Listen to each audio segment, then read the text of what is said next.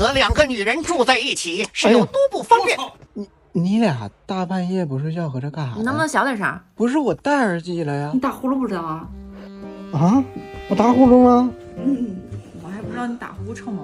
你搁客厅睡俩屋跟这响，那么响吗？跟电钻似的。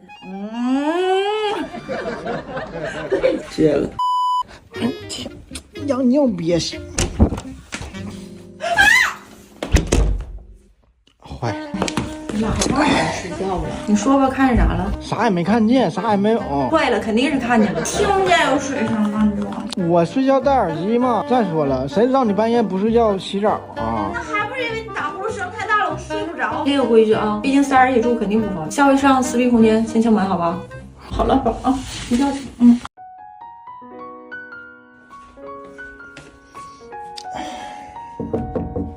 宝宝，你睡了吗？你干嘛？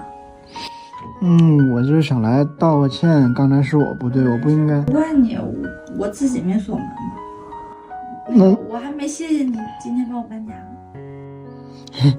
那都小意思。如果你实在过意不去的话，以后你帮我洗袜子吧。想得美。Later。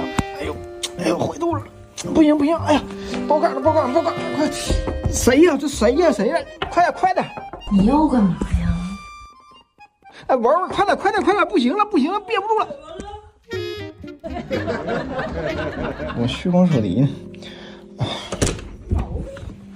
坏了，开工没有，回头去洗澡。